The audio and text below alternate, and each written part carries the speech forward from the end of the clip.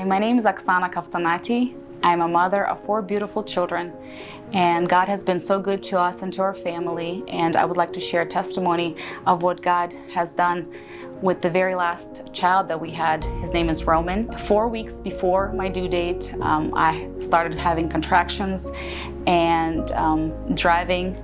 Holy Spirit spoke to my heart and said that this time it's for real. And I'm like, oh Lord, this is kind of early, isn't it?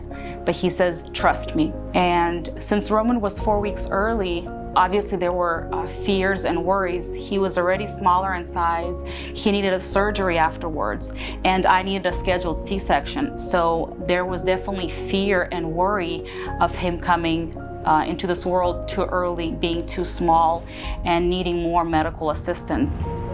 But God gave me an abundant peace that no other human doctor or any specialist can give you. That peace is just assurance, knowing that God has got this whole situation in His hands. And when we arrived to the hospital, I was in full labor, and they had to rush me in for the C-section because Roman needed a certain procedure and I could not have him naturally. And God blessed the doctor and all the nurses, and everybody was so good, and the surgery went pretty well. Roman was born. He got assistance from all the specialists that he needed, and he was wheeled to the NICU, and I was sent to the recovery room. Unfortunately, recovery didn't go as planned. I was hemorrhaging pretty badly, and doctors tried different medications to stop the bleeding.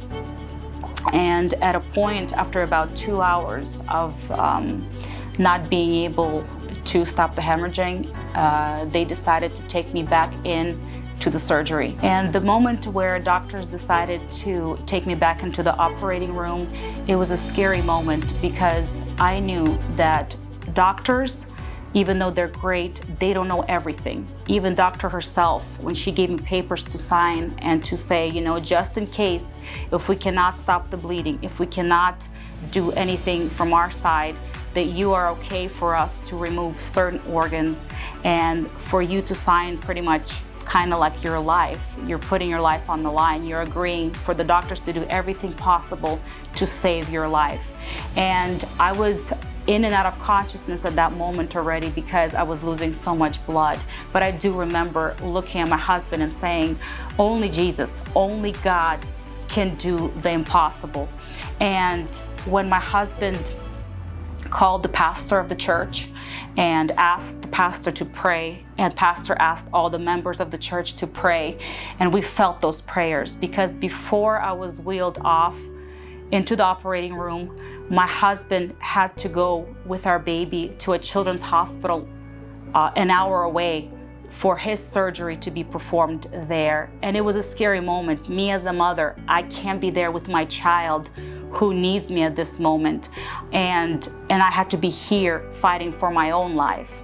And when I said bye to my husband, I knew that I would see him again. I had faith and assurance that God would lead us through this dark valley, through this dark moment of life. And my husband had tears in his eyes, which I haven't seen many times in our marriage. He cries very little. So for me to see that he was so worried for my life, and there's nothing he could do to even be with me because he had to be with the baby. God has just been so good through the whole process that literally I was on verge of losing my life, because doctor did not know what was causing the bleeding, and they said it was just miraculous. We know that it was prayer. It was power of the praying church, power of the praying people. And after the procedure, about maybe an hour or so, I was back in my room recovering on my own, because my husband was with our son for the next 4 or 5 hours. And I was on my own, but I was never alone, because truly Jesus was with me. He was in the room with the doctors. He was in the recovery room with me. He was always by our side. He never left. And sometimes we don't understand the entire situation. We don't understand why certain things happen. but it's for His glory, to show His power and might and the strength of His people and His church. So as He told me that this time it's for real, that you are going to have this baby, He was right on time. He was not early, because it was in the midst of COVID starting.